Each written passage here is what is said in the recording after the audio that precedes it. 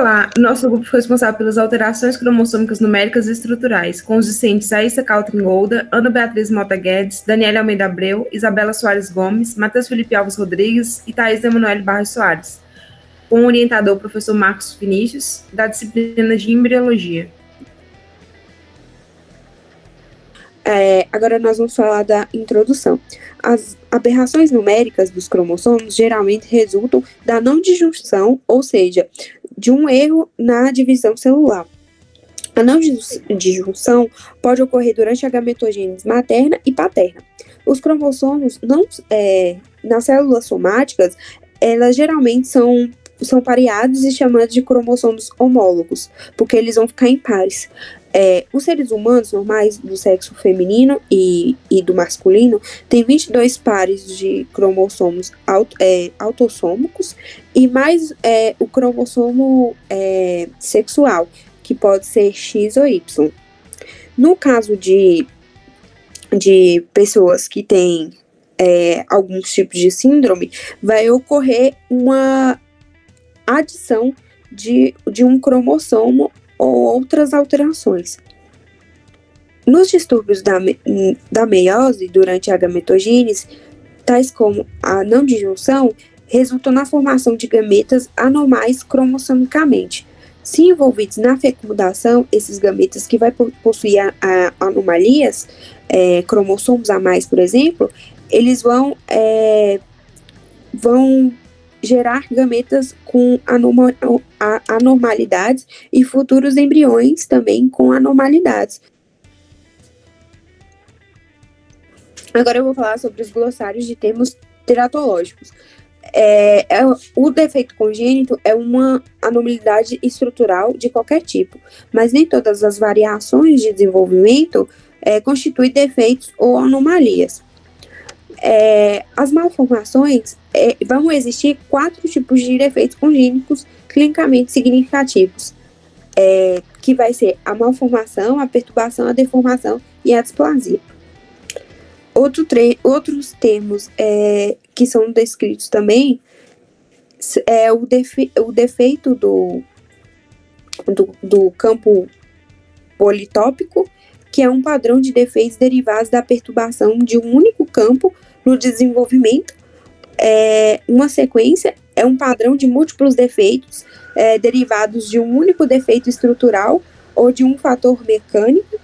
Uma síndrome, que é um padrão de múltiplos defeitos que estão relacionados e que não representam a sequência única, ou um defeito do campo politópico. E uma associação, que é uma ocorrência não aleatória em 2 ou mais indivíduos de múltiplos defeitos, que não se sabe se são um defeito de campo politópico, uma sequência ou uma síndrome. Agora nós vamos adentrar um pouco mais nessa questão das mutações e das alterações genéticas. Então, considerando a genética humana, os homens apresentando o cromossomo XY e as mulheres apresentando o XX, temos um nível de atividade gênica que é produzida apenas por um cromossomo do tipo X, que seria a dosagem normal, digamos assim, para o ser humano. Os homens têm essa dosagem a níveis adequados, considerando que eles têm apenas um cromossomo X. Já as mulheres, expressando o XX, elas têm essa dosagem equivalente por um motivo diferente. Elas desligam um dos seus cromossomos X no processo chamado inativação de genes. Durante a embriogênese, um dos cromossomos X das células somáticas femininas vai ser inativado aleatoriamente. E nesse processo ele é compactado para formar uma estrutura pequena e densa de cromatina chamada corpúsculo de Barr. A maioria dos genes nesse corpúsculo de Barr é inativada, o que significa que eles não vão ser transcritos e essa inativação ocorre durante a implantação do embrião. E a relevância clínica nesse caso é porque significa que em cada célula de um portador de uma doença ligada ao cromossomo X, por exemplo, a gente tem um gene mutante que vai causar a doença no cromossomo X ativo ou no cromossomo X inativado, já que essa seleção é aleatória. A inativação desigual desse X, por exemplo, em casos de gêmeos idênticos, é uma das explicações para a discordância em variedade de defeitos congênitos, tendo em vista que a base genética para a discordância é que um gene preferencialmente vai expressar o X paterno e outro vai expressar o X materno. Nesses casos, é interessante observar também que as mulheres heterozigotas para um alelo recessivo ligado ao gene X não exibem as condições associadas a ele. A gente pode citar como exemplo os casos de daltonismo, onde as mulheres que são portadoras dos alelos para essa condição apresentam missuras de células fotorreceptoras. Algumas são funcionais e outras não são. Então, nesses casos, as células funcionais vão permitir que as mulheres vejam bem as cores vermelho e verde de uma forma que seja suficiente para que elas visualizem normalmente essas cores no seu dia a dia. Mas quando a gente faz testes mais sensíveis, é possível observar deficiências sutis na visão dessas mulheres, comparadas com outras que não apresentam o alelo. Então, nesses casos, a gente pode concluir que ter ao menos metade das células com uma cópia do gene normal é suficiente para apresentar um fenótipo normal ou muito próximo do normal. As alterações no número de cromossomos, elas podem resultar em aneuploidias ou em poliploidias. A aneuploidia ela é uma alteração cromossômica numérica pequena, causada por uma não disjunção dos cromossomos durante a divisão celular. Essa não disjunção ela acaba gerando células com distribuição desigual de cromossomos, e como resultado dessa não disjunção, o indivíduo ele pode apresentar células do tipo hipodiploides, que é quando há um cromossomo a menos no par, ou do tipo hiperdiploides, quando há um cromossomo a mais. Também pode ocorrer uma monossomia, que é quando a célula perde um par inteiro dos cromossomos. As monossomias, geralmente, elas são situações incompatíveis com a vida, ocasionando um aborto espontâneo. A aneuploidia, ela é a mutação genética do tipo numérica mais comum nos seres humanos, ocorrendo em 3 a 4% das gestações. Eu vou falar agora um pouquinho dos exemplos de aneuploidias. O primeiro exemplo é a síndrome de Turner. Essa síndrome ela é marcada por uma alteração no número de cromossomos do cromossomo sexual X. As características principais dessa síndrome são baixa estatura, atrofia das gônadas, tendência à esterilidade, retardo dos caracteres sexuais secundários, pescoço alongado, tendência à obesidade e problemas cardíacos. Essa síndrome ela afeta principalmente os indivíduos do fenótipo feminino, e as suas características sexuais secundárias elas podem nunca se desenvolver, sendo necessário fazer o uso de uma reposição hormonal para que esses caracteres sejam desenvolvidos. A anormalidade cromossômica da monossomia do X, ela é a anormalidade citogenética mais comum observada em fetos abortados espontaneamente. Eu vou falar rapidinho só sobre o conceito de trissomia. A trissomia, ela é a presença de 3 cromossomos em um único par cromossômico, sendo que essa alteração ela é que ocorre com maior frequência nos seres humanos. Pode passar. A síndrome de Down, ela eu acho que o principal exemplo das trissomias, ela é a trissomia do cromossomo 21. Ela se expressa com 47 cromossomos autossômicos, o XX ou XY.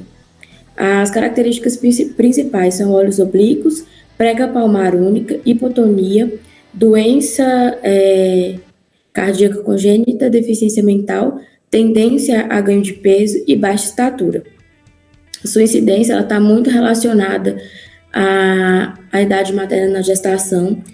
Como já foi estudado durante a disciplina de embriologia, quanto maior a idade materna, maior é a chance de desenvolver uma não disjunção cromossômica. Temos também a síndrome de Edwards, ou trissomia do cromossomo 18, que é uma alteração no par cromossômico 18, gerando um indivíduo com 47 cromossomos autossômicos. A literatura, ela afirma que os indivíduos com essa mutação genética, eles geralmente morrem no início da infância, vivendo só até os primeiros anos de vida. As características principais dessa síndrome são problemas cardíacos, deficiência mental, crânio alongado e mandíbula recuada. A última trissomia, o último exemplo de trissomia é a síndrome de Patau. Essa trissomia ocorre no par cromossômico 13 e os indivíduos com essa trissomia, assim como na trissomia de Edward, na trissomia do 18, também falecem nos primeiros anos de vida. As características principais dessa síndrome é a deficiência mental, surdez, polidactilia, lábio e ou palato fendido e anomalias cardíacas. Por fim, a gente tem as poliploidias. As poliploidias, elas são alterações no número de cromossomos. No entanto, essas alterações, quando elas ocorrem para que o número de cromossomos dentro das células continue em quantidade múltipla de 23. Por exemplo, 69 cromossomos. Falar um pouco agora das trissomias dos cromossomos sexuais. Essas trissomias sexuais, elas são comuns, né, elas não são raras, mas elas não são diagnosticadas normalmente na infância, nem nada, elas são diagnosticadas mais na fase da puberdade e da adolescência, principalmente com o desenvolvimento sexual do indivíduo. Essa disfunção ela vai ocorrer principalmente com o aparecimento de cromossomos sexuais extras, né, no caso da trissomia X ou da superfêmea vai ter um cromossomo sexual extra do X, da Klinefelter também vai ter um X a mais, e tem também a 47XYY, que também é outro tipo de disfunção sexual. Então, falando um pouquinho de cada uma, né, primeiro começando do triplo X, né, o da superfêmea, ela não apresenta um fenótipo incomum, né, então não vai ter nenhuma característica física incomum, vai ter uma aparência normal, apesar de ter uma estatura um pouquinho elevada, vai viver uma vida inteira sem diagnóstico, né, provavelmente, porque como tem uma sintomatologia bem tranquila, né, no máximo vai ter assim, só um tamanho maior, esse indivíduo não vai ter nenhum diagnóstico, então às vezes fica ali sem diagnóstico mesmo, e por isso que tem uma baixa quantia de dados sobre esses casos. Geralmente esse indivíduo vai ser fértil, e de 15% a 25% vai apresentar uma deficiência mental. No caso, vai ser mais de deficiência de aprendizado mesmo, e vai ser uma coisa mais tranquila. Já a síndrome de Klinefelter vai ser um indivíduo que ele vai ter algumas características notáveis, né, principalmente no biotipo. Então, ele vai ser mais alto, mais magro, vai ter umas pernas mais alongadas, vai ter hipogonadismo, e também o aparecimento de ginecomastia, né, que é as mamas nos homens. 40% desses homens eles vão ter a ginecomastia, mas eles vão ter assim um padrão de inteligência só um pouquinho menor. Eles não vão ser muito deficientes mentais, assim, muito não.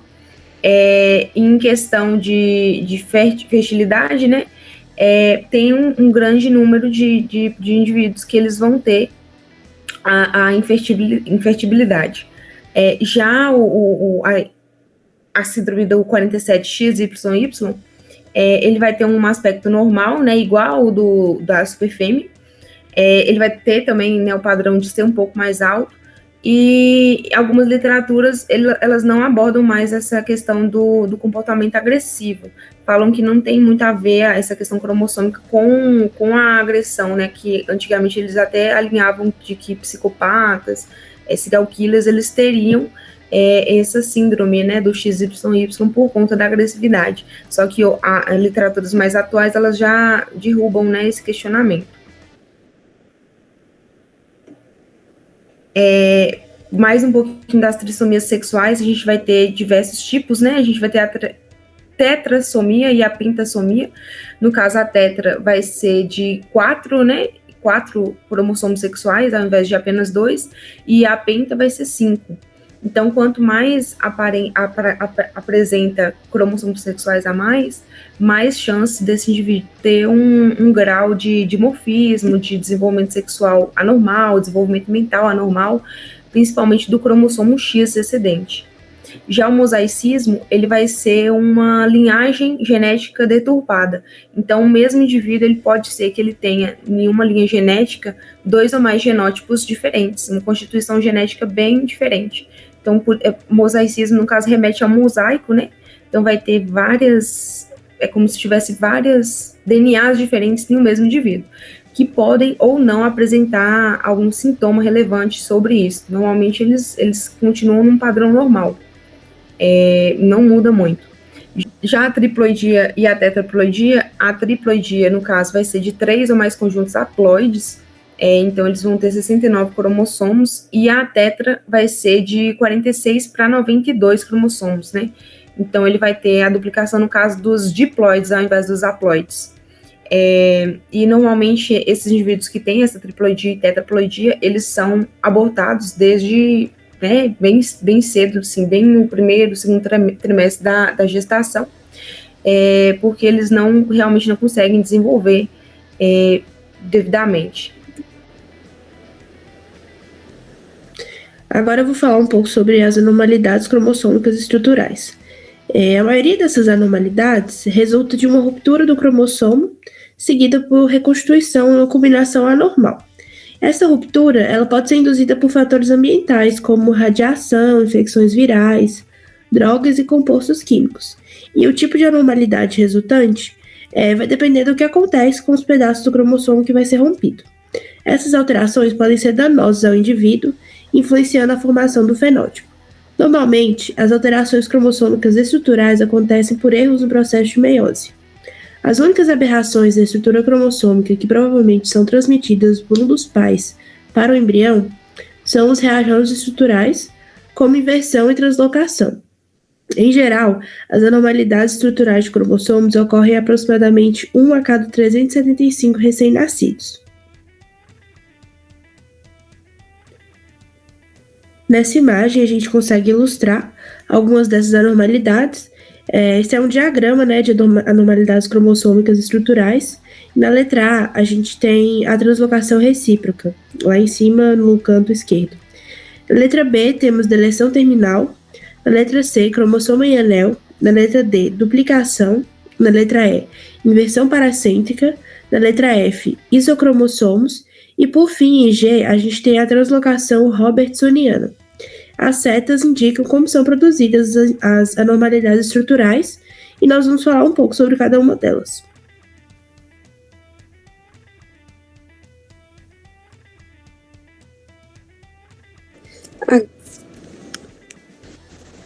Agora eu vou falar sobre as translocações. A translocação é quando ocorre um rearranjo de segmentos de DNA em cromossomos de diferentes pares. Ou seja, vai ser a transferência de um pedaço de um cromossomo para outro cromossomo que não vai estar ligado a ele. Não vai ser o seu cromossomo homólogo, vai ser para outro tipo de par. A translocação, ela não vai provocar necessariamente um desenvolvimento anormal. Ela não vai gerar, vai gerar necessariamente uma sintomatologia, um dimorfismo ou qualquer coisa de aparência e desenvolvimento. Por exemplo, pessoas com translocação entre o cromossomo 21 e o cromossomo 14 são fenotipicamente normais, elas vão apresentar as mesmas características, porque são cromossomos também autossômicos. Essas pessoas, elas são chamadas de portadores de translocações balanceadas. Só que tem um porém. Apesar dessas pessoas serem saudáveis, de possuir de ser fenotipicamente normal, elas vão ter alterações no seu gene, né? Então, elas podem ter filhos que como é que fala? Elas podem descobrir essa translocação ao tentar ter filhos, porque ao tentar ter filhos, pode ocorrer tipo um aborto, uma dificuldade de engravidar. Então ela vai, e aí isso vai ser pesquisado.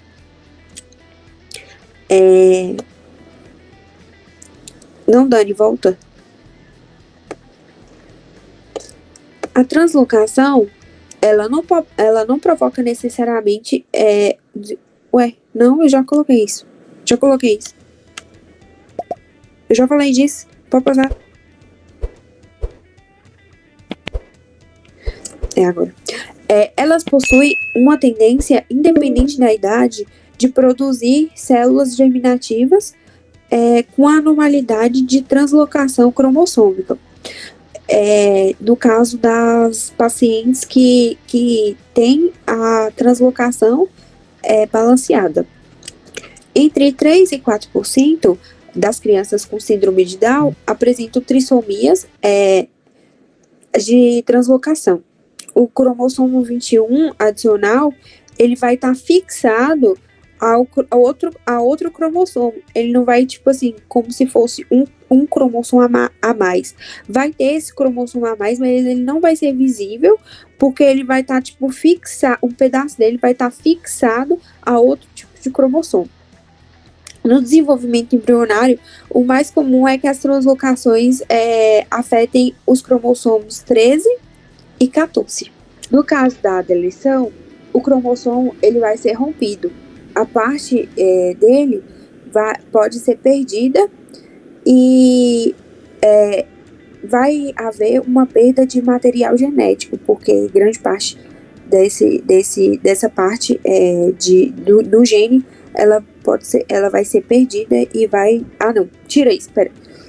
Vou começar de novo. A deleção ocorre quando um cromossomo é rompido e parte dele vai ser perdido, ou seja, vai haver uma perda de material genético. Uma deleção terminal parcial do braço curto do cromossomo, que é uma extremidade do cromossomo, e desse caso vai ser do cromossomo 5, causa a síndrome do miado do gato. As crianças afetadas vão apresentar um choro fraco que vai ser semelhante à vocalização de um gato, microcefalia, neurocrânio, que é o neurocrânio pequeno, a deficiência mental grave e doença cardíaca congênita. Nesse slide a gente vai ter uma imagem de uma criança que possui a síndrome do miado do gato, que vai ter a microcefalia e as órbitas dos olhos distantes.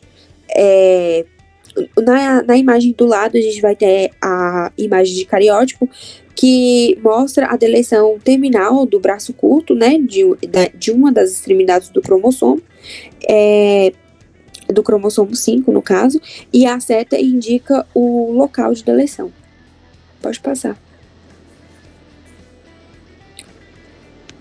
As microdeleções e as microduplicações, elas são subtipos de anormalidades cromossômicas estruturais. As microdeleções, elas são pequenas deleções que vão acontecer dentro de um braço cromossomo. Esse fragmento deletado, por não apresentar centrômero, ele não vai ser puxado por um polo do fuso na divisão celular e por isso ele vai ser perdido. Como consequência, a pessoa ela não irá produzir aquela proteína específica daquele gene, ou então vai haver uma alteração na síntese dessas proteínas que correspondiam àquele segmento.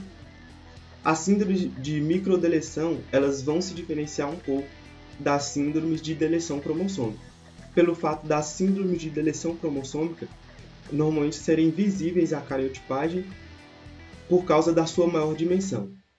Já as síndromes de microdeleção, elas envolvem segmentos menores, portanto elas só vão ser detectadas a partir da hibridização in situ fluorescência ou pela análise de microarranjo cromossômico. As microduplicações, elas consistem na produção de uma cópia extra de alguma região cromossômica. Elas tendem a ser menos graves que as deleções, já que as microduplicações, elas não vão haver a perda do material genético. Então a imagem abaixo ela representa um esquema genérico ilustrativo tanto das deleções quanto das duplicações.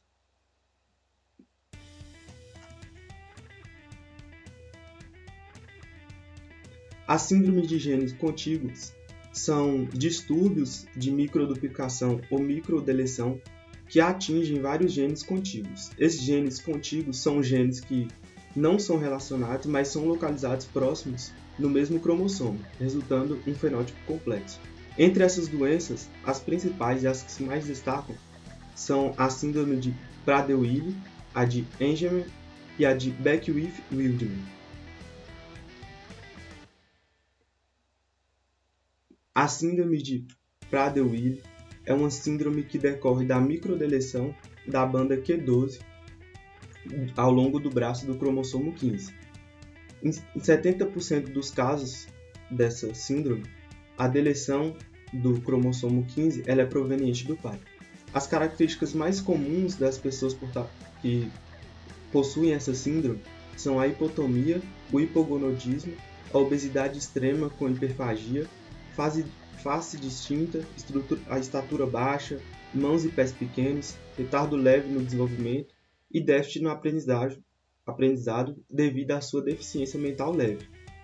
Como essa doença ela acomete principalmente o hipotálamo, os indivíduos a partir de 2 a 4 anos eles vão desenvolver a hiperfagia, já que o hipotálamo ele controla os estímulos da saciedade. Essa criança e esses indivíduos eles não se sentem satisfeitos após uma refeição, então eles vão consumir grande quantidade de alimento e, consequentemente, vão levar à obesidade.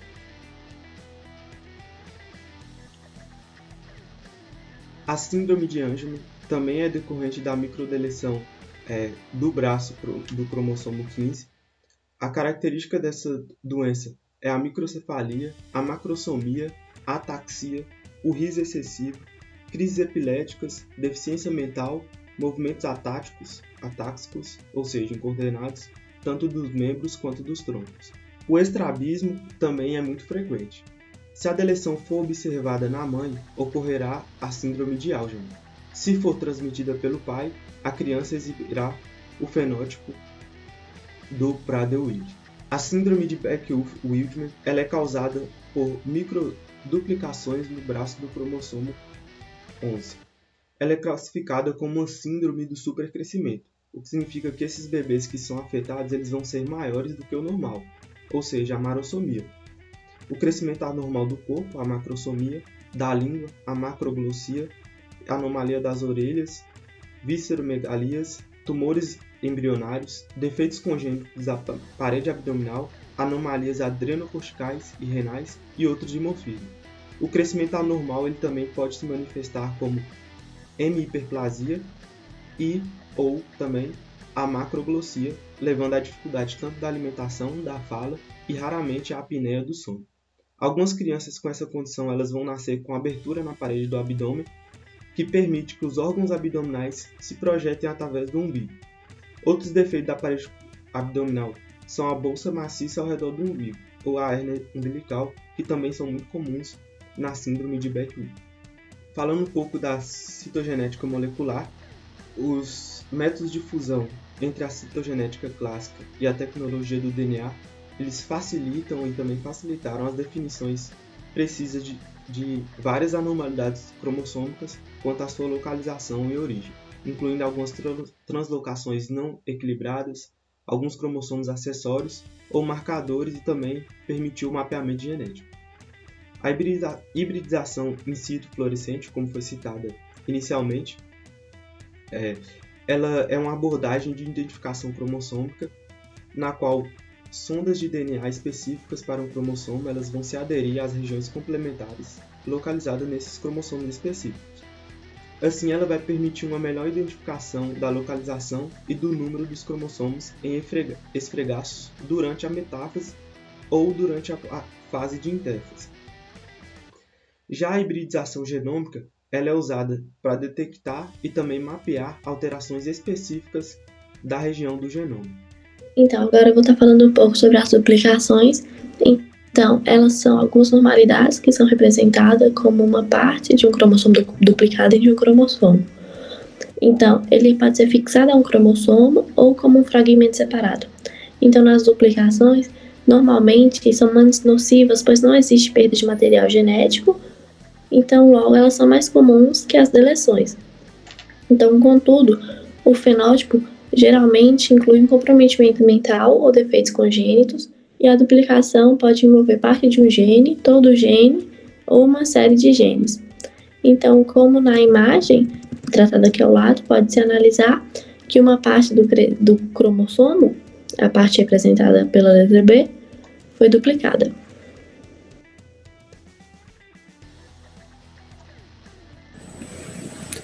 A inversão ela é uma aberração cromossômica em que o segmento de cromossomo ele é invertido.